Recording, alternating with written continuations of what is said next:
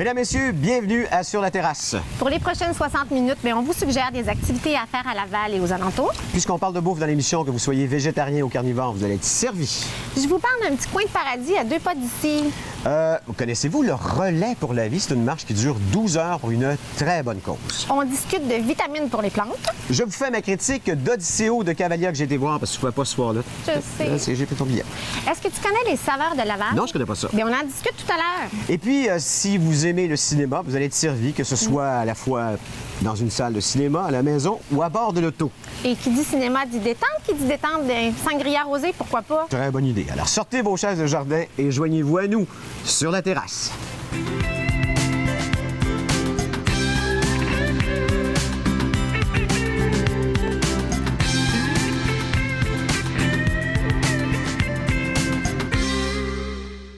Durant tout l'été, nous allons recevoir des propriétaires et chefs de réputés restaurants de Laval et des alentours qui vont venir nous faire découvrir les plats et les recettes qui ont fait leur renommée.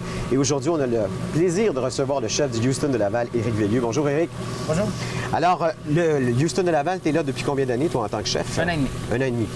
Ta job, est-ce que c'est particulièrement de faire des grillades? Est-ce que ça fait partie, bien sûr, de ton métier? Là, parce que c'est un endroit, c'est un restaurant de grillades chez vous. Oui, définitivement. On a des grillades, on a toute la bouffe à côté aussi, les pâtes, les entrées. Mais ma job, principalement, c'est plus... T'as crié après les cuisiniers, hein? Ça doit être ça, peut-être. Le fouet. Ouais. Non, on a crié pas, on a quand même une bonne ambiance de travail. Oui, je fais un petit peu de grillade, du grillardin, mais c'est plus de la gestion, montrer aux gens comment travailler, que tout soit bien seté, que les clients soient contents. Toi, t'es un gars de Laval? Oui, nouvellement Laval. Nouvellement Laval. Rive-Nord. OK. Et ça fait combien d'années que tu es dans ce métier-là?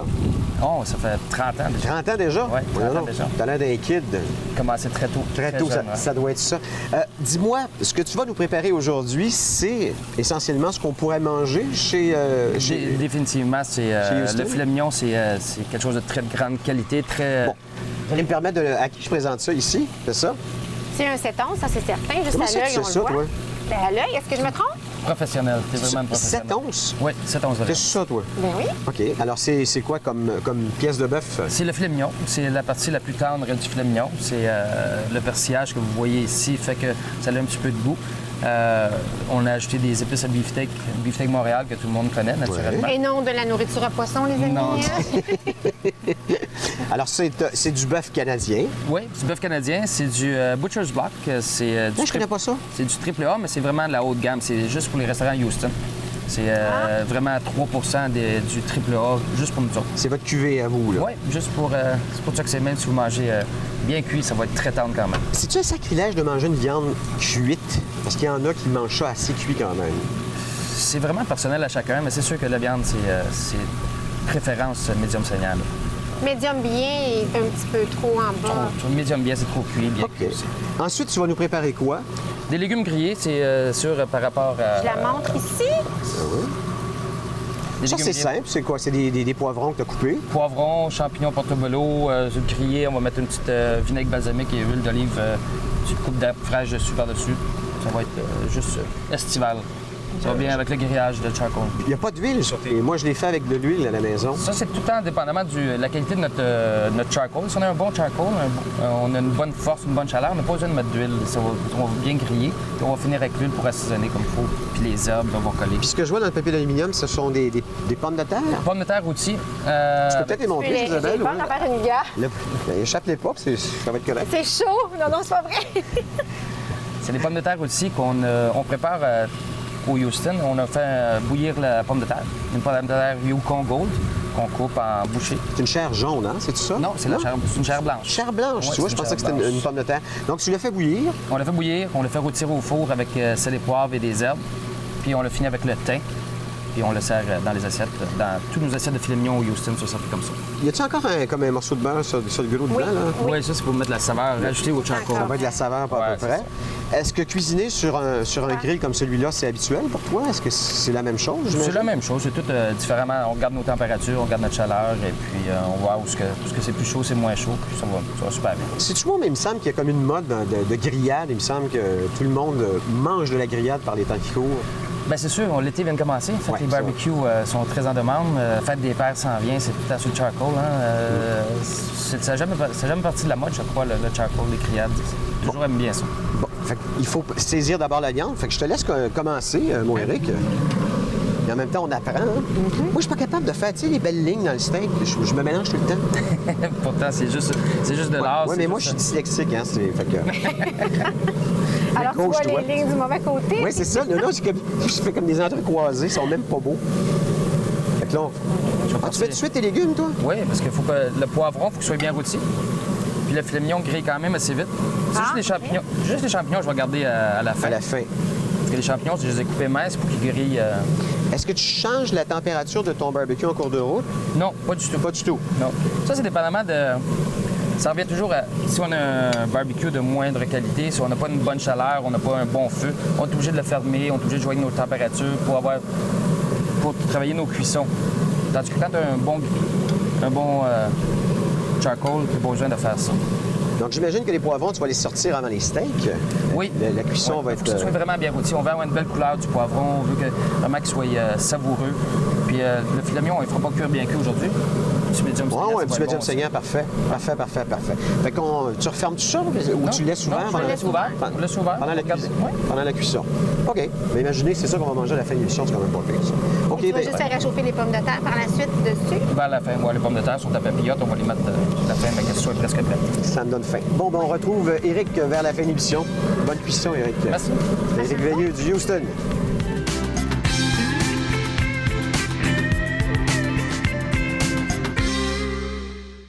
Saviez-vous qu'à 2 pas d'ici existe un petit coin de paradis? Un endroit de ressourcement où on peut aller se promener seul ou en famille?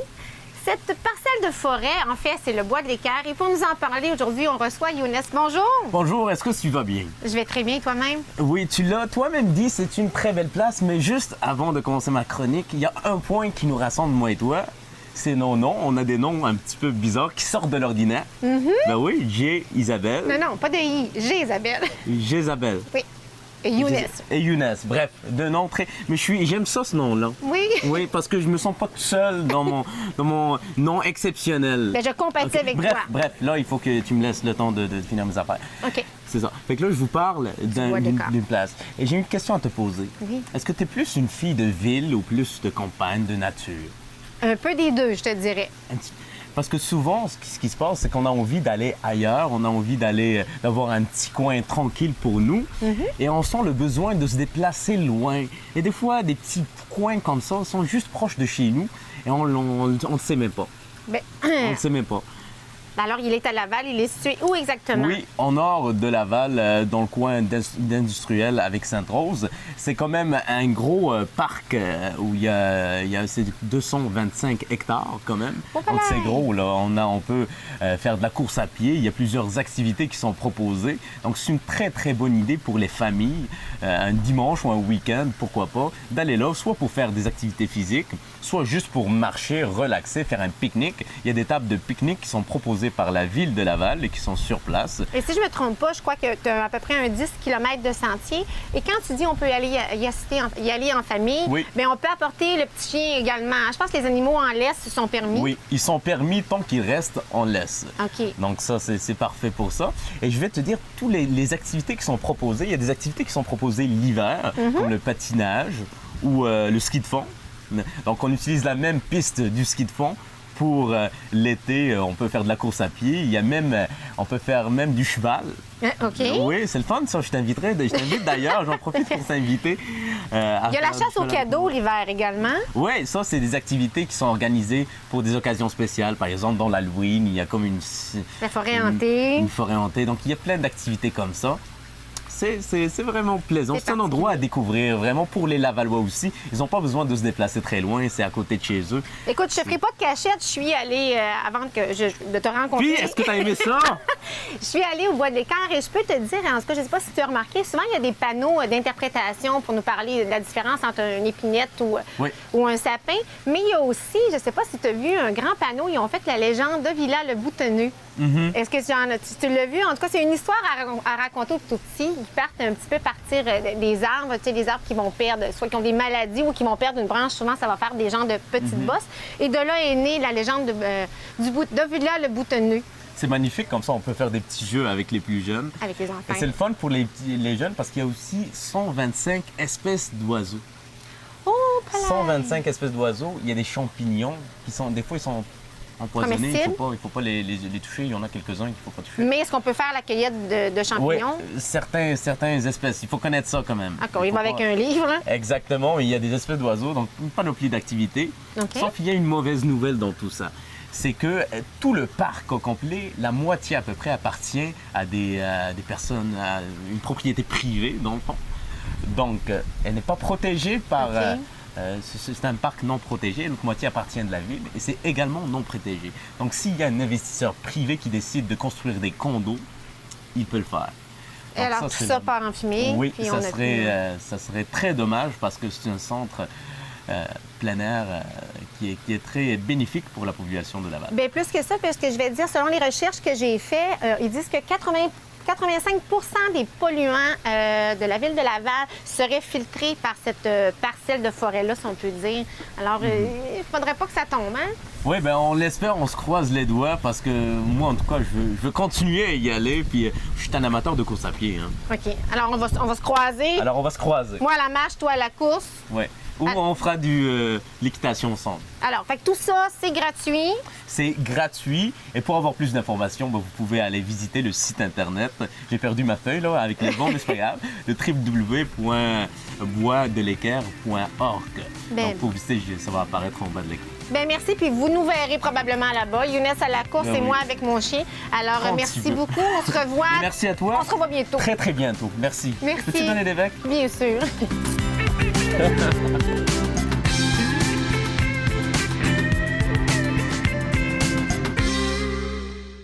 L'an dernier, il y a pas moins de 1500 Lavallois qui ont participé à cet événement, levée de fonds pour la Société canadienne du cancer. On appelle ça le relais pour la vie et ça a permis d'amasser tout près de 240 000 $ pour la recherche.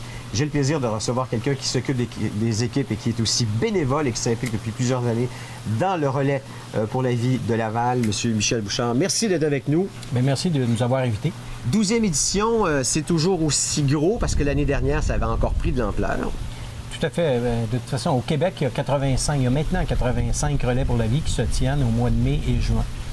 À Laval, on est moyen, disons, parce qu'il y a des... Il y a des plus gros relais pour la Il vie. y a des régions limitrophes, entre autres, qui ont des très gros relais. 180, 200 équipes, là, par exemple. Puis nous autres, c'est à peu près combien? À Laval, on est moins de 70 équipes. C'est bon. Comme l'année dernière. Oh, c'est bon pour Et ça, argent pour argent, là. Oui, c'est ça, exactement. Et ça, c'est quand? Cette année, il y a lieu le 14 juin. Il se tient à l'école secondaire Leblanc, située sur la montée de Masson à Duvernay. Ça a lieu la nuit, de 7 h le soir à 7 h le lendemain Donc, matin. du tombé du soleil au lever du soleil, ou à peu Tout à près. fait. là. Tout à fait. Et à l'ouverture, il y a des cérémonies, entre autres avec des personnes qui ont soit vaincu ou qui sont en train de se battre pour vaincre cette maladie-là. On appelle ça notre cérémonie des survivants. C'est probablement une des cérémonies les plus touchantes durant l'événement. C'est né comment, le relais pour la vie? Parce que je pense que c'est né aux États-Unis, si je ne me trompe pas. C'est né aux États-Unis. Ça fait pas longtemps que ça existe au Québec. Ça a été importé au Canada en 1999 et ça a eu lieu pour la première fois au Québec, dans la ville de Gatineau, en 2001. Donc, en 2011, on a fêté seulement le 10e anniversaire des Relais pour la vie. Donc, Qui s'implique justement dans le relais pour la vie? Est-ce qu'il faut absolument être touché par la cause ou simplement être un marcheur qui veut profiter de cet événement-là? ouais, marcheur, c'est un grand mot. Hein? L'idée, c'est pas un marathon, vraiment pas. C'est d'abord une levée de fonds et les gens viennent se relayer sur une piste autour de laquelle on marche toute la nuit. Mais c'est vraiment un relais. Donc, pendant la nuit, il y a un village de tentes qui est monté. Les gens peuvent aller faire un petit dodo pendant une coupe d'heure, pendant que les collègues autres. marchent. Et pendant ce temps-là, nous, on organise des festivités aussi. Après les cérémonies du début, qui sont très touchantes et émouvantes, on propose toujours à tout le monde d'amener leur boîte de Kleenex. Le reste de la nuit, c'est vraiment festif. Alors, on a des spectacles toute la nuit jusqu'à 4h30 du matin. En fait, c'est un relais pour une cause qui est vraiment terrible. On s'entend bien que le cancer, tout le monde peut être frappé. Mais en fait, vous tournez ça un petit peu autrement pour mettre un peu plus de réjouissance un peu. Tout à fait. Tout à fait. Ça pourrait être une levée de fonds très ordinaire. OK. Parce qu'au 13 juin, la veille, c'est sûr que les gens ont amassé leur argent, on pourrait s'arrêter là. Mais on organise l'événement pour rallier les équipes, pour créer une dynamique et surtout pour honorer ces personnes survivantes là, qui luttent. Et aussi honorer les gens disparus. On a une grande banderole des disparus où les gens vont signer. Les statistiques au niveau du cancer maintenant, c'est quoi? C'est une personne sur 3 qui sera touchée par cette maladie C'est une maintenant? personne sur 3 qui est touchée par le cancer. Il y a maintenant beaucoup plus de chances de s'en sortir qu'il y a 40 ans. C'est quoi, 62 des gens survivent? Il me semble que j'ai vu ça quelque part. 62 Mais il y a effectivement. quand même quelqu'un qui meurt du cancer à toutes les 26 minutes. C'est vous dire à quel point c'est encore une maladie qui est Absolument. présente. Hein? Absolument. Qu'est-ce que cet événement-là, je vous dirais, crée, parce que vous l'organisez, vous occupez des équipes, vous n'êtes pas touché par le cancer directement, vous n'êtes pas un survivant du cancer, à ce que je sache. Non, pas du tout. Moi, je me suis impliqué parce qu'on a perdu un jeune gendre à l'âge de 25 ans. Donc, Et, le chum de votre fille. chum de ma fille, qui, au moment où il décédait, ma fille donnait naissance à notre petite fille. Oh là là. Alors, ça nous a beaucoup interpellés, disons, et c'est un peu pour ça qu'on s'est impliqué à fond depuis les 7 dernières années. Le profil des gens qui participent à cette course-là, c'est des marcheurs ou simplement des gens qui sont sensibilisés par la cause? C'est vraiment de tout. C'est la grande population, là. On a une participation corporative, ça. Donc, les compagnies qui peuvent Les s'impliquer. compagnies. C'est une excellente façon de faire du team building. Et vous Ah, dites c'est par bon, équipe, ça. mais quand on dit par équipe, il faut un nombre limité de personnes par équipe? Ouais, ou- de 10 à 15 personnes, à peu près, maximum 15 personnes dans une équipe. Et l'objectif d'une équipe, c'est de ramasser 100 $ par personne. Donc, en général, c'est 10 personnes. Donc, 1 000 $ par équipe. Et est-ce qu'on gagne de l'argent à chaque fois qu'on fait un tour? C'est tout ça? Non, pas du l'idée, tout. c'est Ça pas ça. commandité, je Oui, pense. c'est ça. C'est à peu près ça. Donc, on arrive avec son équipe. On arrive avec son équipe. On s'inscrit. Ça coûte quoi? 10 $ par personne? Ça je pense? coûte 10 $ les frais d'inscription et la façon de ramasser les sous, c'est exponentiel, là. C'est n'importe quoi, tout ce qui est légal, évidemment. Et ça va de la vente de garage, par exemple, la méga vente de garage, puis ça a lieu de ce temps-ci, là, d'ailleurs, Oui. à la simple sollicitation dans un réseau de contacts. Et au niveau corporatif, ça peut être de la sollicitation auprès des partenaires, par exemple. Et pour ce qui est des âges, j'imagine que ça va des jeunes enfants aux plus vieux, parce que comme c'est de la marche, c'est pas nécessairement un exercice très exigeant. Non, tout à fait, tout à fait. Il y a beaucoup d'équipes qui viennent avec des enfants. Et les poussettes. Ah ben oui. Un peu, oui, un peu, mais un petit peu plus vieux les enfants la plupart du temps parce que Ok, parce que passer c'est la nuit. ouais, Ok. c'est ça. C'est un petit peu plus complexe, là, mettons, pour les enfants de très bas âge. Là. Mais des ados, on a une équipe d'adolescents, là, des scouts qui viennent cette année. Et ils ont 12, 13, 14 ans. Ils sont encadrés par le mouvement scout parce qu'on exige ça, les personnes de moins de 16 ans. Bien sûr. Il faut qu'ils soient là, mais encadrés par des adultes. C'est donc le 14 juin de 19h à 7h, donc le lendemain, donc le Tout à 15 fait. juin. C'est sur la piste et pelouse de l'école secondaire Leblanc, qui est le 1750 de la montée Masson à Laval. Est-ce qu'on peut encore s'inscrire en ce moment? Tout à fait. Tout à fait. On peut s'inscrire. On peut aussi, sur le site, se porter acquéreur, mettons, de petits luminaires, parce qu'autour de la piste, durant la nuit, toute la piste est illuminée avec des petits luminaires en l'honneur de quelqu'un ou en hommage de quelqu'un. Ces petits luminaires-là sont vendus au coût de 5 $ et on peut les acheter sur le site. Et 30 de tout ce qui est généré comme argent va directement à la Directement à recherche. la recherche. Où est-ce qu'on en est au niveau de la recherche? Parce qu'il me semble qu'on amasse beaucoup d'argent, mais on ne sait pas Ouais. encore où est-ce qu'on s'en va avec ça. Ah ouais. Sans être un spécialiste de la recherche, là. On a quand même, notre porte-parole est une personne qui travaille à l'Institut Hermann Frappier, entre autres. Puis, mais ce qu'on peut dire de la recherche, c'est qu'il y a 40 ans, des personnes qui recevaient un diagnostic de cancer, il y en a 30 seulement qui pouvaient en survivre, alors que, comme vous l'avez mentionné tout à l'heure, actuellement, il y a 62 Donc, il y a une évolution. Évidemment, l'ultime but, c'est de trouver le vaccin qui va guérir le cancer. On est prêt? On est proche de ça? Ben, certains chercheurs ont bon espoir. L'année dernière, il y avait 68 équipes qui étaient subventionnées par la Société canadienne du cancer. 68 équipes de chercheurs scientifiques. Et ça avance. Ça donne des résultats. D'ailleurs, au niveau du cancer du sein, la recherche a tellement avancé que 82 des femmes aux prises avec ça en guérissent.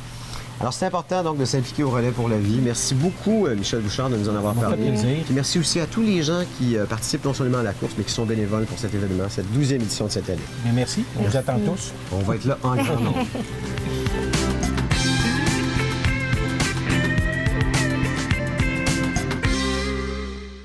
À Sur la terrasse, j'ai le plaisir de recevoir un des actionnaires majoritaires d'une des chaînes de restaurants les plus hautes au Québec. On parle de la chaîne Houston. Vous êtes vice-président des relations publiques. Quel beau titre, Roger Francis. Merci. Merci d'abord d'être ici. Puis on a notre chef du restaurant qui continue à cuisiner. Ça va bien, la chaîne Houston? Oui, en général, on fait quelque chose d'extraordinaire pour le restaurant du Québec et en Ontario aussi. On a parti les restaurants en 2008, nous autres, les nouveaux propriétaires, parce que les restaurants Houston existent depuis 1999 au Canada. C'est canadien, c'est québécois? Vraiment, c'est une compagnie québécoise, c'est sûr, mais il y a des restaurants aux États-Unis aussi, ça s'appelle Houston's, mais ça n'a pas rapport avec C'est pas la même chose. Non. Comment vous faites pour vous démarquer à travers ce marché? Parce qu'il y a des restaurants, des chaînes qui ouvrent à toutes les années maintenant. Là. Oui, on a un concept extraordinaire. On se différencie des autres par notre bouffe, notre ambiance, puis notre concept vraiment qui sort de l'ordinaire. Comment est-ce qu'on fait justement? Parce que de la bouffe, c'est de la bouffe. Oui, c'est sûr, mais quand vous venez manger au restaurant, un exemple, vous êtes à la maison, vous venez au restaurant, vous voulez avoir du plaisir, vous voulez avoir de la bonne musique, un beau service, des belles serveuses. Nous autres, on a le complet pour le moment. Une question d'ambiance, quoi. Exactement. J'ai remarqué que la clientèle du Houston est quand même assez large, là, mais c'est ciblé quoi? Trentenaire, quarantenaire à peu près? 25, 30 jusqu'à 55, 65. Il y a pour tous les âges. La fourchette de prix, parce qu'on doit aussi trouver sa niche par rapport au prix, Oui. par rapport à notre clientèle. Vous avez des entrées de 10 jusqu'à un filet mignon à 35, 38 ça dépend c'est quoi vous cherchez. Et vous cuisinez avec des aliments qui viennent du Québec, Toujours. principalement? Oui. Parce que ça, c'est un gros problème en ce moment. On essaie d'avoir une souveraineté alimentaire. Ça serait bien de piger dans notre propre panier. Là. De plus en plus, on essaie de prendre des produits du Québec. C'est dur, ça dépend, mais le 3/4 de nos ingrédients viennent du Québec. Bon, je sais que vous êtes plutôt un gestionnaire plutôt qu'un cuisinier, Oui. mais vous êtes une bonne fourchette. Quand vous êtes dans votre restaurant Houston ou dans une de vos succursales de Houston, vous allez choisir quoi, entre autres? Moi, j'aime manger, c'est sûr, comme chaque homme qui va au restaurant. J'aime beaucoup les viandes. J'aime beaucoup les entrées. Vous pouvez avoir, comme maintenant, on a un nouveau menu. Oui, vous avez changé dimanche d'ailleurs. Oui, on a changé. Là, il reste un restaurant qui n'a pas changé, c'est celui de Lachenay. Et actuellement, il est en train de changer. Cette semaine, tous les restaurants vont être avec le nouveau menu. Vous ne pouvez pas parler de plats spécifiques, là, vous êtes assez général. là. Il y a pas de- J'aime mon menu au complet. Justement, le menu il a changé. Oui. Qu'est-ce qu'il y a de différent par rapport? Parce que moi, j'y étais il y a quoi? 3 mois. Si je vais dans un Houston en ce moment, il y a... Là, c'est complètement changé. OK. Là, vous avez, pour commencer, les ingrédients, c'est tout fait maison. Fait que c'est préparé pas à l'avance. C'est jour au jour. Donc, c'est frais. Frais, toujours frais avec les goûts. Je vais vous donner un exemple. Vous allez venir manger une salade César chez nous, vous allez toujours avoir le goût dans la bouche pour... Arrêtez, là, vous allez me donner faim, là. Exactement. Vous allez voir avec le chef Éric. Oui, absolument. Les filets mignons, nos viandes, c'est des viandes 3, Butcher Block, que c'est la meilleure viande au Canada, je dirais. Le monde de la restauration en tant que tel, comment il se porte en ce moment? C'est pas facile. Il faut se démarquer. C'est sûr que si vous allez dans un restaurant du coin, il faut vraiment qu'il se démarque par rapport à sa bouffe. Bien sûr. Puis que le propriétaire, il faut qu'il soit toujours là. Qu'on ait un bon chef. C'est dur, mais le plus dur dans tout ça, c'est amener le monde dans ton restaurant. Et la période estivale, c'est une période propice à ça. Oui. Hein? Les gens sortent plus, vont sur les... D'ailleurs, vous avez une très belle terrasse, entre autres à Laval. Oui, on a la plus grosse terrasse. On peut asseoir jusqu'à 250 personnes sur notre terrasse. C'est une des plus grosses à Laval, je dirais. Et les 5 à 7, je suis passé là l'autre soir, il y avait du monde. Oh oui, c'est fort, c'est très fort. Là, il y en a 9 restaurants Houston. Oui, exactement 9. Vous prévoyez ouvrir d'autres restaurants bientôt? On va commencer à construire le 10e, celui de Québec, à Bourgneuf exactement. Et après ça, il va y avoir Griffintown, c'est pour le mois de novembre. Et 2014, un autre 2, 3. Pour ceux qui n'ont jamais mis les pieds dans un restaurant Houston, il manque quoi s'ils ne l'ont pas fait encore? Il manque tout. Oui, mais entre autres. Entre autres, l'ambiance, le service et bien sûr la manger. Comme on dit, la bonne bouffe. La bonne bouffe. Bien, on vous souhaite une bonne période estivale. Merci. Que le restaurant soit bien occupé. Puis merci avec Éric, on va aller retrouver. Oui, notre chef Éric. Ben, vous allez manger de votre filet mignon tout à l'heure. Là. On va vous présenter ça. Merci, Roger. Merci. On s'en va au prochain bloc. Merci.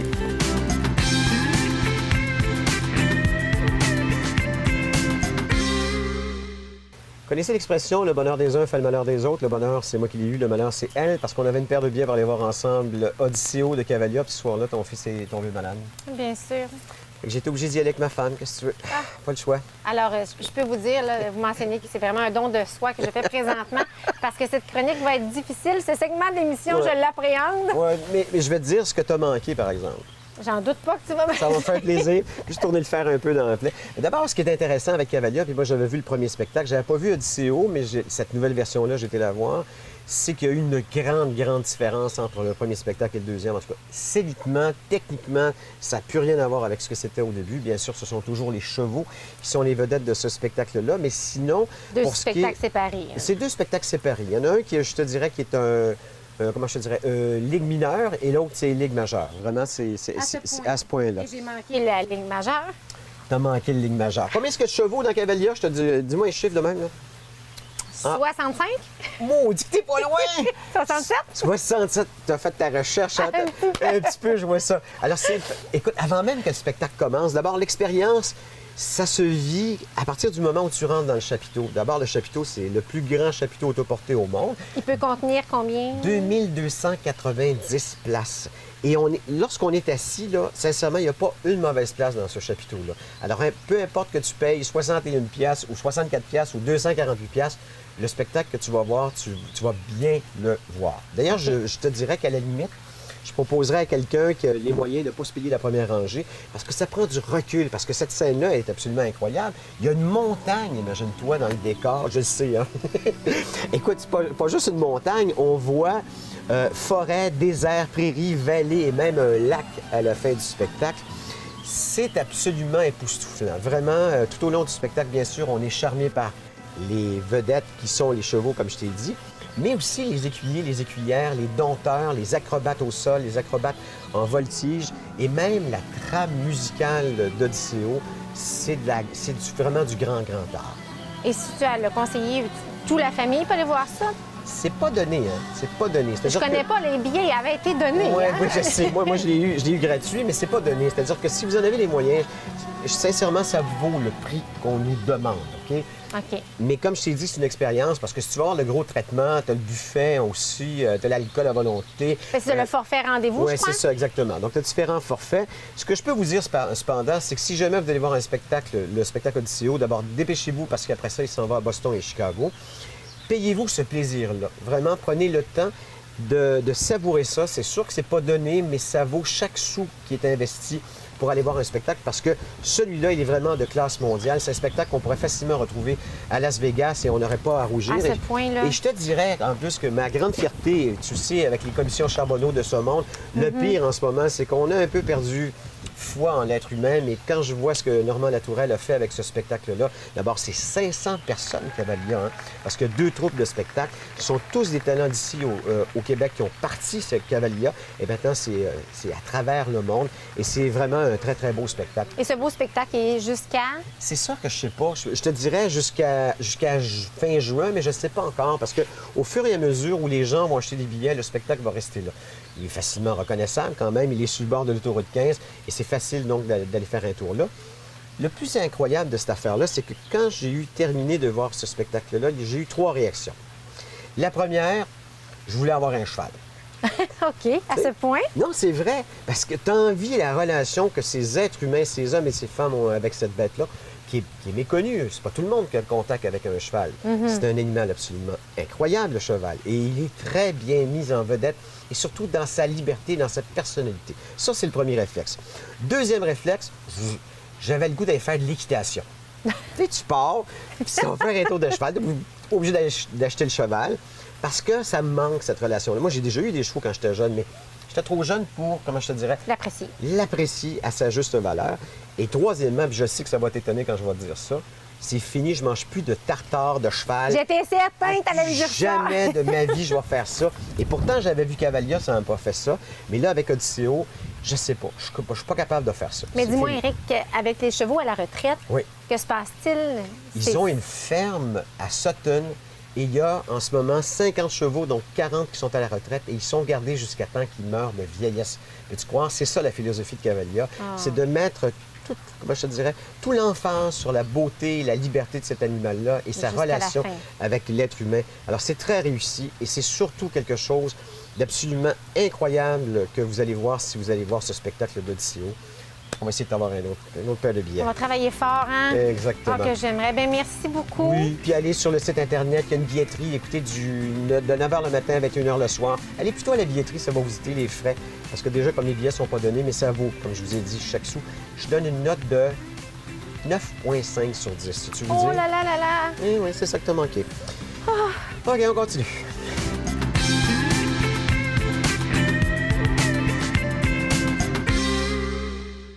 Jean-Luc Bouchard s'est adonné en fin de semaine à quelque chose qu'il ne connaissait pas, la pêche. Et il a aimé ça, je pense. en Ben plus. oui, c'est une belle expérience.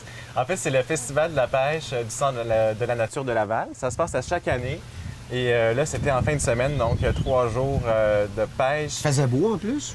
Oui et non, mais il pleuvait pas. Donc, c'était correct. Puis ça attire vraiment beaucoup de monde quand même à Laval. On parle de 10 000 personnes en 3 jours qui se présentent pour aller pêcher. Puis il y a un gros volet aussi pour les jeunes, parce que c'est ça l'idée du Centre de la nature, c'est vraiment de présenter des nouvelles activités sportives. Faut que tu m'expliques. Le Centre de la nature, c'est une ancienne carrière, c'est ça? Ben oui, c'est ça. Puis on a creusé dans la carrière, évidemment. Puis qu'est-ce qui est arrivé de tout ça? Ben il y a un lac qui s'est formé, finalement, un lac artificiel. Et là, ben on en profite pour... Puis il y a des poissons là-dedans. Il y en a, Il y en a oui, pas il y a vraiment quelques mal. carpes, mais Des évidemment... carpes, il y en a partout. Hein, c'est Mais on ça. s'entend-tu qu'il y a 10 000 personnes qui pêchent 3-4 carpes? C'est pas Oui. tout à fait l'idéal. Donc, on a fourni le lac de 6 000 truites. Donc des trucs pour ensemencés. l'occasion. Oui, exactement. Donc là, pendant 3 jours, on avait la chance de s'essayer. Mais là, il y a 10 000 personnes qui sont allées, Ouais. 6 000 truites qui ont été jetées dans le lac. Il y en a qui n'en ont pas ramassé de OK. poissons, dont Parce moi. qu'on limite aussi. Ah, ça n'a même pas mordu! Je vais vous conter ça, en Ben fait. oui. Moi, comme tu le disais si bien, j'ai pas beaucoup d'expérience en pêche. Hein. La dernière fois, je pense que... En tout cas, j'avais pas encore mué. Là. Je pense que je vais avoir 7-8 ans. Puis là, on arrive là. On était super bien accueillis. Elle nous présente le matériel. Moi, j'avais rien apporté, mais ils nous en prêtaient aussi sur place avec Il les t'en verres. prête ou il le tu Ben, vas il le louait pour OK. les gens. Nous, évidemment, on nous l'a prêté pour l'occasion, là, avec les appâts. Donc là, je m'installe sur le quai. Moi, je suis comme, moi, là, je l'ai pas fait, mais je suis capable de faire ça comme du monde. Je sais comment ça marche, j'ai déjà vu ça. Je prends le verre, je le mets sur le hameçon, je lance la canne, rien de compliqué là-dedans. Pas si évident que ça. Non, Pas faut si prendre évident. le verre, hein? Ben, faut prendre le verre, ça, à la limite, c'était pas si pire. Mais moi, je l'ai vraiment accroché, tu sais, comme dans les bandes dessinées, là, sur le Ah bout. oui, mais puis tu Ah, puis long, le pan, mais là, là. c'est sûr que tu te le fais manger, ça prend 2 secondes. Là. Pas tout ça qu'il faut Les faire. truites. Finalement, il y a quelqu'un qui venait à ma rescousse en voyant mon inexpérience totale. Il l'a coupé en deux, littéralement.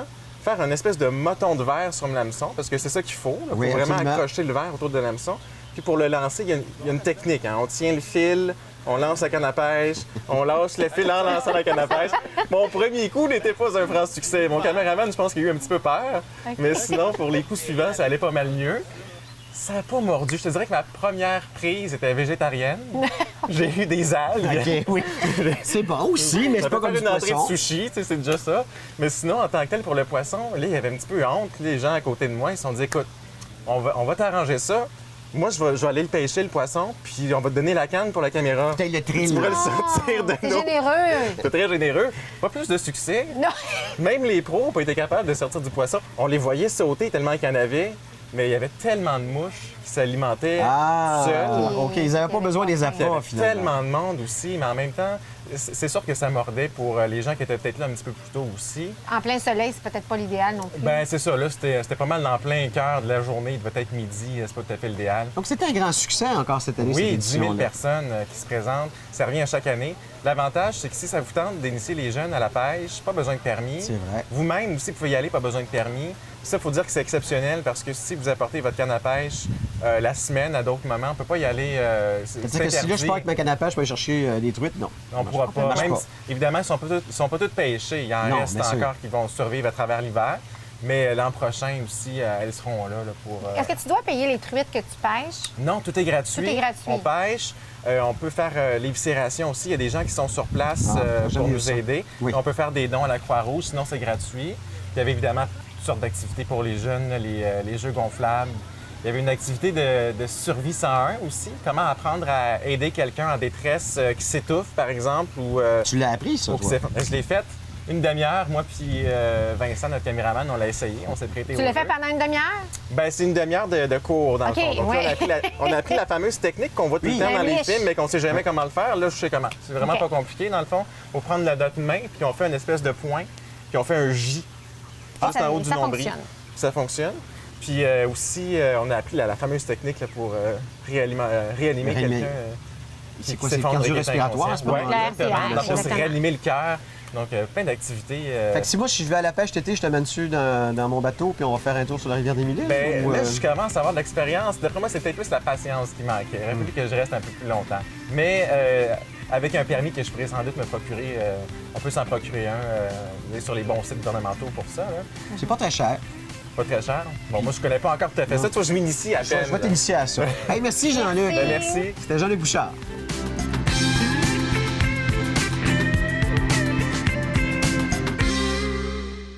Qu'il fasse beau ou qu'il pleuve, on peut s'adonner à ce simple plaisir durant toute l'année, particulièrement l'été. Et pour nous parler justement de suggestions de films à voir sur grand ou petit écran, j'ai le plaisir d'avoir Nicolas Vincent Poirier. Il faut que je regarde ma feuille 2 instants. Je vais t'appeler NVP, c'est-tu correct? Ah, c'est parfait. Ça va être ça ton petit surnom avec nous autres. Spécialiste de cinéma quand même. Oui, tout à fait. Ben, je suis un passionné de cinéma, donc j'aime me renseigner sur tous les aspects du cinéma. Et là, présentement, c'est l'été, c'est les gros blockbusters qui sortent.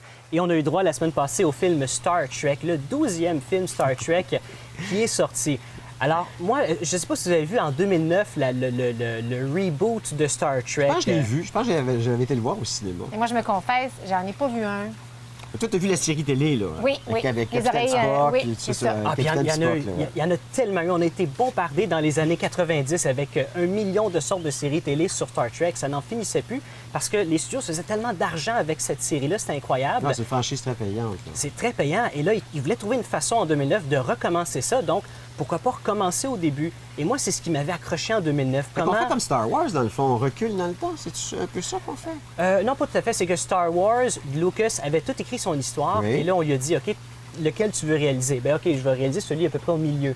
Tandis que là, pour Star Trek, OK, le dernier Nemesis en 2002 n'avait pas pogné. Ça a été un flop commercial. Donc, qu'est-ce qu'on fait? On recommence à zéro. Donc, ceux qui ne sont pas fans et qui n'aiment pas ça, on va leur faire découvrir ça. Et moi, c'est ce qui m'avait accroché, comme beaucoup de monde d'ailleurs. T'es-tu un Trekkie, toi-même? Absolument pas. T'es Donc, pas, t'es pas un fan. là. Moi qui ai un culte à ce phénomène, je peux aller regarder le dernier qui vient de sortir, puis je peux comprendre tout ce qui se passe. Oui, c'est mieux de voir le premier qui a été fait en 2009, par exemple. Pour ce qui est du 2, moi, je l'ai un petit peu moins apprécié que le premier parce qu'il y a beaucoup d'éléments qui font un petit peu tricky, qui font que, je sais pas, si on n'a pas apprécié à 100 les séries télé ou les autres films, il y a beaucoup d'éléments comme ça qui font que moi, ça m'a fait décrocher un petit peu. Puis peut-être les gens qui sont pas fans à 100 de Star Trek, ça va les faire décrocher. Mais reste que c'est un très bon divertissement. Visuellement, c'est magnifique. Bon, tu parles de visuellement. Si tu as un film 3D, il faut mettre des lunettes encore pour le regarder, ce film-là. Moi, j'ai pas été le voir en 3D. Moi, je ne tripe pas du tout sur Non, le 3D. j'aime pas ça, moi non plus. C'est une gamique, c'est temporaire et tout ça, ça remonte au film Avatar. Donc, à un moment donné, la mode va passer. Mais en attendant, Star Trek, c'est beau. Et ce qui est incroyable, c'est J.J. Abrams, le réalisateur. Contrairement à d'autres, il n'y a pas d'écran vert, il n'y a pas de gros green screen dans le film. Les décors sont réels. Oui, il y a des trucs faits par ordinateur, évidemment, mais ça qui est intéressant, ça a un look très réaliste. Et c'est ça qui est le fun par rapport à ce type de science-fiction-là. Donc, ça vaut la peine d'aller Oui, tout voir. à fait. Sur 5 étoiles, t'en donnerais combien, toi? Moi, j'en donnerais 3. C'est du bon temps, mais est-ce que c'est le meilleur film de cet été?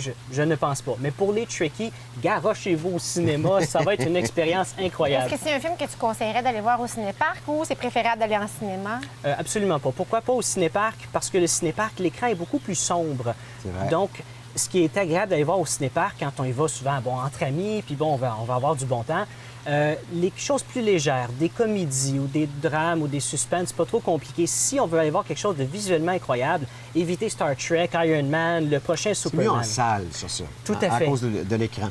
Si je veux pas sortir ni en salle ni au cinéparc, une suggestion DVD, ça serait laquelle pour Il y a nous le autres? film The Word, Les mots, qui est sorti il n'y a pas très longtemps en DVD. Et c'est un drame. Il y a un petit peu d'amour aussi dans le film. C'est un. On C'est aime un film ça, de on filles, aime un film de ça. Mais c'est bon, c'est l'histoire d'un écrivain qui n'est pas capable d'écrire quelque chose de bon. Il se fait refuser tout le temps. Et à un moment donné, il réussit à voler l'œuvre de quelqu'un d'autre et il met ça sur son nom à lui. Donc la célébrité arrive avec ça, mais il vit mal avec ça. Il décide d'en parler à sa femme. Et c'est un très bon drame et ça m'a surpris comme film parce que je n'avais pas beaucoup entendu parler. Donc c'est à découvrir. La cotation au niveau des étoiles? Ah, 4. Un 4? Un 4 4 facile. sur 5, c'est très, très bon. C'est très bon. Un gros été, cinéma, il y a des grands films qui sortent, là. Hein? Ah oui, tout à fait. Il y a beaucoup de gros films. Bien là, justement, ça a débuté avec Iron Man. Hein? Ce qu'il ne faut pas oublier, c'est que l'été, c'est vraiment les titans du box-office qui arrivent. On ne peut pas prendre un film inconnu vraiment et le mettre là parce qu'ils vont se faire bouffer par les Iron Man, par les Superman. Y a-tu Batman? Y a-tu un Batman cet été qui sort? Non, non. Donne-moi un break, Ça, donne-moi un j'aime ça, break. Batman, ouais. Batman, ça va être dans à peu près 5 ans d'ici le prochain parce que là, avec le Superman, le but, c'est de préparer un film Justice League de DC. Le même principe qu'ils ont fait avec Avengers, que Marvel l'a fait, mais DC, ils ont Justice League. Donc, si Superman fonctionne bien, ils vont aller avec Justice League. Et là-dedans, il y a Batman, donc un reboot de Batman. Mais ça, c'est d'ici 5-6 ans environ. Jurassic Park a été retardé Oui, tout à fait. Il a déjà été retardé. jusqu'à l'année prochaine. Là. Oui, tout à fait. Ça, il y a beaucoup de choses qui peuvent expliquer ça. Il y a souvent un manque de fonds ou des fois, ils ne trouvent pas un moment parfait pour mettre le film en salle. Donc, ça peut retarder énormément. Et donc, le film que tu veux pas manquer cet été, c'est quoi? Le film que je n'ai pas manqué cet été, c'est Superman. Superman? Oui. Quoi? Je ne le manquerai pas non plus. Non? Ben, merci beaucoup, NVP. Voilà, Merci à t'es vous. baptisé Nicolas Vincent Poirier qui nous parlait de cinéma. Merci.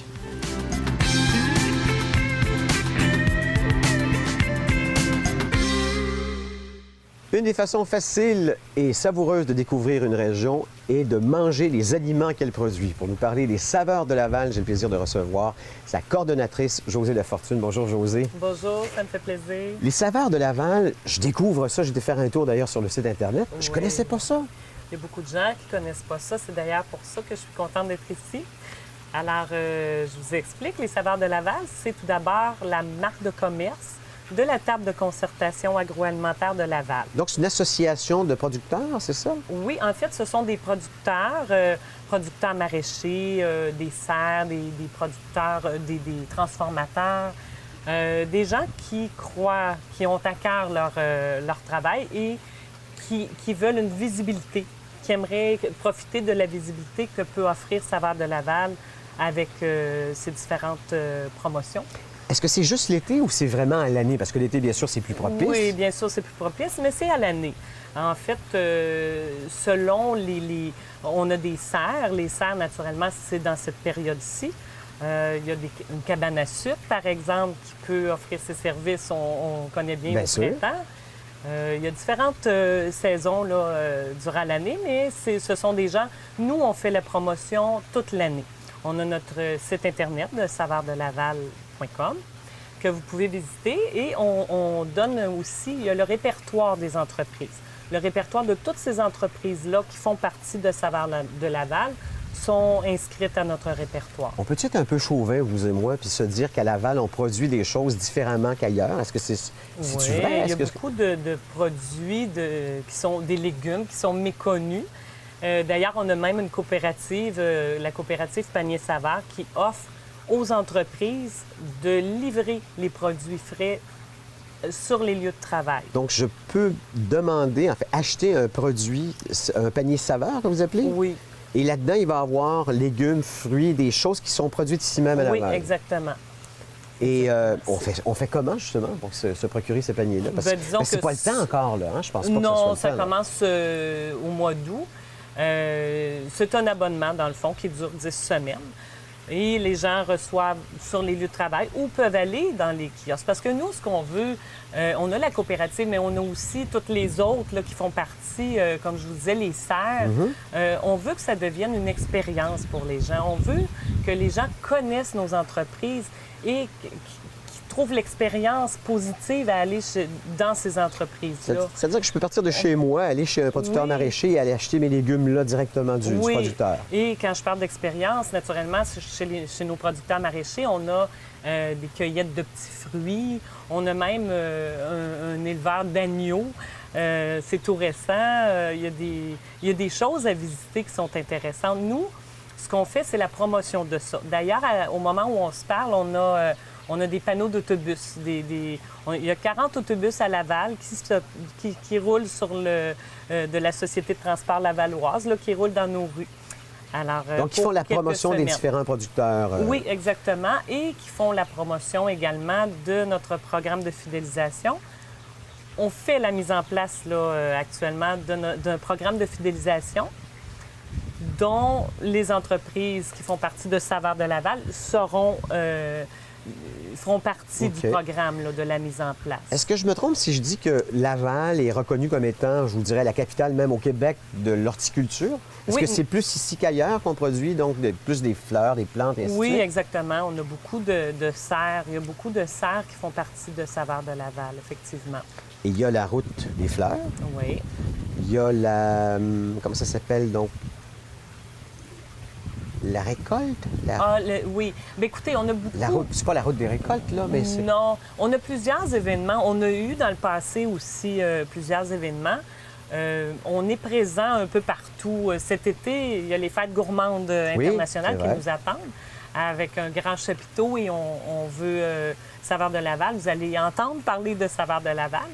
Donc, ça aussi, ce sera probablement justement la période où on fera le lancement de notre programme de fidélisation. Ce que ça sous-entend, c'est qu'il faut acheter local, parce que si on veut que ces producteurs-là continuent d'exister dans 10 ans, 20 ans, 30 ans, il faut donc les encourager Exactement. Puis on sait déjà que d'ici 2050, c'est combien de milliards, là, j'ai pas le chiffre exact, mais on aura besoin d'une souveraineté alimentaire à ce moment-là, de plus en plus. C'est important, là. C'est chez nous, c'est juste à côté. Ben oui. Souvent, on a des habitudes qu'on a créées depuis des années. Et on dirait qu'avec le travail, la vie, le temps qui... Ça va vite. Oui, ça On va n'a vite. pas le temps de lire les étiquettes non, en plus. exactement. Puis on pense pas d'aller 2 rues plus loin où, là, il y a quelqu'un qui nous attend à bras ouverts puis qui est super enchanté de nous servir puis qui nous offre des produits très frais. Et qui font Là, on travailler parle des gens en oui, plus. exactement, c'est ça. Puis on parle beaucoup de produits, donc de producteurs maraîchers, des horticoles, mais il y a aussi nos transformateurs. On a des transformateurs. C'est large quand même comme éventail. Alors, si on ne va pas sur Internet, il y a aussi ce petit livret dans lequel on a tous les détails. Oui, d'ailleurs, on a eu un partenariat là, avec Laval Technopole pour mettre en place ce cahier-là. Il y a aussi le ministère avec Aliments du Québec, toujours le bon choix, et l'Union des producteurs agricoles de Laval qui ont participé, qui ont contribué à mettre ça en place pour les gens. Ça a été distribué à 100 000 exemplaires. C'était déposé dans les boîtes aux lettres. Fait qu'on devrait en avoir un exemplaire ou sinon... Il y a beaucoup de gens qui l'ont reçu. On reçoit beaucoup d'appels, d'ailleurs. Saveurdelaval.com pour tous les détails. Il y a d'excellentes recettes. D'ailleurs, une que j'ai trouvée une soupe froide au cantaloupe. Oui. Je pense que je vais l'essayer. Merci, Josée. Ça me fait plaisir. Merci beaucoup. Merci.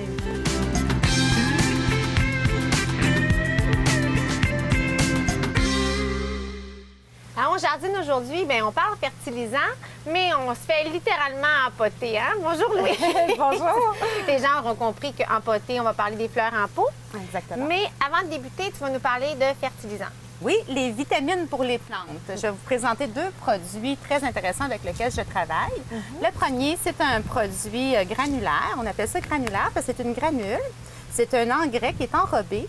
Et l'avantage de cet engrais-là, c'est qu'on la met seulement une fois. Alors, on la saupoudre simplement, on la met sur notre terre, on l'insère un petit peu, puis elle va durer pendant 4 mois de temps. Est-ce que tu peux en mettre beaucoup? Ou... Habituellement, c'est à peu près une cuillère à thé pour un pot normal, là. Alors, c'est vraiment pas beaucoup, fait que c'est économique, ça dure longtemps, puis en plus, on en met juste une fois, fait que c'est simple et facile et performant. OK. Et celui-ci?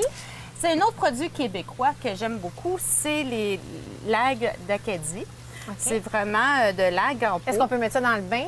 Malheureusement, non, mais dans nos légumes et dans nos pots, c'est très utile. Alors, c'est des produits marins qui sont, je vous dirais, en bouteille, si on peut dire, qui est vraiment un fertilisant naturel. Alors, on met seulement une cuillère à thé dans un litre d'eau et en arrosant, on peut le faire à toutes les 2 semaines. Ça va vraiment donner un boost, si je peux dire, un supplément à nos fleurs, puis ils vont être belles tout l'été. OK. Alors, Fait que ça, ça, c'est c'est aux vraiment 2 semaines, intéressant. et Oui, ça, tandis que une seule celui-là, fois. c'est une seule fois dans l'été. Parfait. Je voulais savoir, si tu vas dans les grands magasins, les grandes surfaces, souvent, tu vas retrouver des sacs de terre. On m'a dit que tu en as une panoplie maintenant, les sacs de terre à potager, de la terre annuelle, la terre à vivace. À l'intérieur de ces sacs-là, parce qu'on s'entend que c'est quand même assez volumineux, tu n'as pas déjà tout ça, les fertilisants, les engrais nécessaires? Il y a du compost qui est intégré dans les sacs, mais le fertilisant, il faut l'ajouter. La base de la réussite de nos pots, c'est la terre. Fait que c'est très important d'acheter une terre qui est conçue pour les bacs à fleurs. C'est vraiment la réussite, parce que c'est une terre qui est allégée avec de la vermiculite, qui a déjà un compost qui est intégré dans le sac. Alors, quand on l'utilise, déjà, les plantes vont avoir les éléments qu'ils ont besoin. OK. Bien, qui dit pot nous amène à nos beaux pots à fleurs que tu nous as Exact. préparés.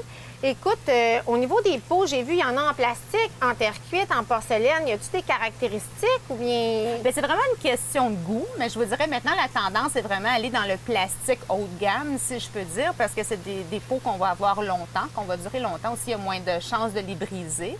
Mais peu importe le pot qu'on utilise, c'est important d'enlever la terre l'hiver, parce qu'il va faire briser nos pots. C'est justement la terre, lorsqu'elle va geler, va faire vraiment une pression sur le pot et peut casser notre pot. Alors, on enlève la terre de nos pots, on les revire tout simplement à l'envers, puis on les a pour l'année suivante.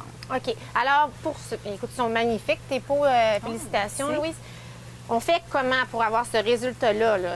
Tu y es pris comment? Tout d'abord, tu as choisi tes plantes. On peut mettre n'importe lequel ou non? Il faut vraiment sélectionner... Oui, c'est une sélection parce qu'il faut connaître les caractéristiques des plantes qu'on utilise. Ce qui veut dire? Ça veut dire l'ensoleillement. Premièrement, l'ensoleillement et la grandeur que nos plantes vont avoir à maturité pour avoir un équilibre dans nos arrangements. Okay. Alors, moi, j'ai utilisé plus des plantes ici pour le soleil parce qu'on est quand même dans un endroit ensoleillé pour aujourd'hui. là, habituellement, on est en plein soleil. Alors, j'ai utilisé des plantes qui vont aller bien au soleil. OK. Et tu as plusieurs variétés. Tu en mets combien? Là, dans ce pot-là, juste celui qui est devant nous, tu en as mis à peu près combien? Bien, j'ai triché un petit peu parce que c'est ça, c'est la télévision. J'ai voulu avoir un bel effet tout de suite. J'en ai mis peut-être un petit peu plus que la normale, là, mais je vous dirais, ça dépend du grosseur des pots qu'on va utiliser également. Là. Si on achète des petits pots ou des gros pots, mais ça va avoir un effet un petit peu plus rapide. On utilise des gros pots, on peut mettre moins de variété.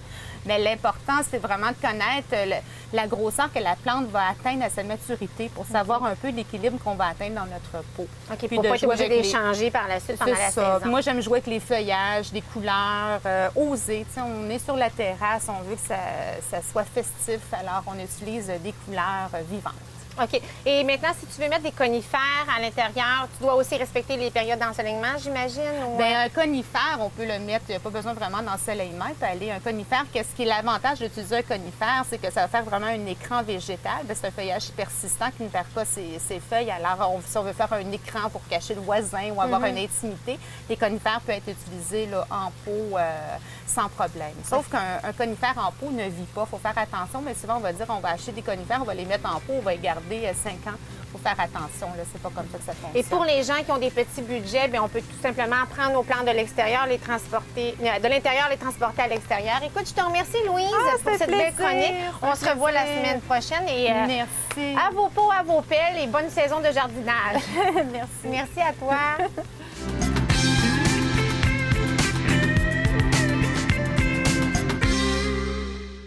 La récompense de chaque émission, c'est ce moment-ci. Et oui, là où on goûte à tous les grands saveurs et grands plaisirs de l'été. Et Roger Francis est resté avec nous. D'ailleurs, tu vas avoir droit à ton morceau de filet mignon dans quelques instants. Mais il va falloir que tu nous prépares un cocktail estival. Oui. Le cocktail sur la terrasse. Alors, on t'écoute avec ta recette. Oui. Ça prend du vin. C'est du rosé. On peut mettre du rosé ou du vin blanc, un des deux. Ça dépend des goûts. Tu mets la bouteille au complet? Moi, c'est d'habitude un demi-cuillère. Ça dépend. Ça dépend. Qu'est-ce que vous voulez? Après ça, du jus de canneberge blanc. Tu y vas à l'œil, hein? C'est comme... Oui, avec l'expérience. C'est comme un moitié-moitié? À peu près, oui. Après ça, vous avez le champagne, mousseux, parce que... Ouais, qui n'est pas Ça vraiment dé- un champagne parce que c'est un mousseux allemand. Oui, c'est vraiment un mousseux. On va en mettre un peu plus. Là, c'est pour le verser qui va avoir un peu de misère, Oui, mais hein? ça va bien aller. Ça, c'est des raisins rouges. Oui, on peut mettre n'importe quel fruit. Il y en a qui mettent du raisin. Moi, je mets du raisin. On peut mettre du litchi aussi. Ça donne un différent goût. Pas de pépins, hein, préférablement. Ouais, ça le fun, dépend. Si vous avez le temps d'enlever les pépins, c'est à votre... Je me, Tu n'avais rien à faire. mais je me vois Ouais. mal en train de manger. Mais sur une terrasse du Yosemite, on a toujours de la plaisir. Bien hein? sûr. Ben oui. C'est sûr. Alors voilà. Si vous voyez dans le fond, je vais vous montrer un peu. C'est On beau, va- par exemple, comme look. Oui, le look, oui. Regardez, on voit ici le fond. Fait que à la fin, quand vous mordez dans le raisin, ça donne un différent goût. C'est prêt. Oui, c'est tout. C'est juste Juste ça. comme ça? C'est tout. Wow. Là, on va essayer de le verser. Ah, t'es bon. T'as déjà fait ça, toi. On essaye un peu, ouais. Fait que ça va être toi, notre testeur. Voilà. là. Ben oui, je vais Mais passer pour ça, je vais vous mettre du raisin. Ah, ben l'alcoolique oui, de service. Parce que là, il reste dans le fond, hein. Alors, petit raisin. Un peu raisin. Mais normalement, tu l'aurais préparé peut-être un peu plus d'avance. pour que- Ouais, d'habitude, les serveuses ils ont un peu plus d'expérience que le patron, hein. C'est correct, c'est beau. Non, mais je veux dire que pour que le raisin s'imbibe, Oui, oui, oui, à oui. la maison, on peut le faire Sinon, est-ce macérer qu'on un peut petit prendre peu. le raisin, mettre, je sais pas, moi, une base Oui. d'alcool plus fort? Oui, un nous peu? autres, on se prépare sur les terrasses, surtout quand il fait beau, hein, les barmaids, les barman, les serveuses, ils préparent comme un pichet avec déjà les raisins puis l'alcool dedans. OK. Vous voulez que je vous serve? Ben oui. Vas-y. Vas-y. On va goûter à... Ça sent. Ça sent l'alcool. Ça sent l'alcool, j'en ai. Je suis pas sûr qu'on va être capable de terminer cette émission-là. Là. Et quoi de mieux pour accompagner une sangria blanche que le repas principal que nous a préparé le chef Éric Veilleux du restaurant de Houston? Alors, filet mignon avec légumes grillés et puis pommes de terre. Comment tu les as appelées, tes pommes de terre? Pommes de terre rôties Rôti? au thym. Au thym. Pas au thym comme Non, c'est ça. Au thym, mais au thym, l'herbe, le thym. Ben, c'est merveilleux. Ça sent Alors, bon. écoutez, c'est ce qu'on peut, entre autres, goûter au restaurant Super. Houston. Oui, c'est exactement une recette qu'on a très populaire chez nous. C'est le filet mignon 7 onces grillé sur charbon. Les légumes du jour, aujourd'hui, on a une saveur estivale avec les poivrons, champignons, grillés avec huile d'olive, vinaigre balsamique et un petit peu de basilic frais. C'est ça, hein? Oui, et puis des pommes de terre rissolées avec une saveur de thym et de beurre. Et la Eric? cuisson? La cuisson de... C'est médium, hein? saignant. Attends, je vais Bon, ben, tu vas me vérifier. retourner ça. moi. Bravo. Bravo, chef. Merci beaucoup, Éric. Merci beaucoup. Pas poli de parler de la bouche pleine, là, même. Wow! Oui. On sait qu'est-ce qu'on fait au Houston. Exact. Avec une salade de concombre. C'est juste rafraîchissant, des concombres, des tomates marinées avec l'huile, le vinaigre et puis un petit peu de basil aussi encore. Et Sel, d'ailleurs, poivre. on va vous demander votre recette, OK? De Ben, j'ai mis vinaigrette. une vinaigrette à la lime aussi pour aller avec les concombres. C'est, je pense qu'on va le retrouver la recette sur... Oui, sur la page ouais, Facebook c'est de ça. l'émission. C'est vraiment beaucoup de saveurs citronnelle, basil, coriandre, frais, menthe, beaucoup des herbes fraîches dans notre... OK. Tiens, ça en prend pas plus. Il faut absolument que j'y goûte. C'est tellement bon. Santé. Ça Ben, termine santé. l'émission. Merci, Éric. Hein? plaisir. On se revoit au sol. Ben oui, c'est ça, exactement. Et puis, on vous souhaite une bonne semaine et surtout, profitez bien de votre terrasse. Et à la prochaine. Merci. Bye, tout le monde.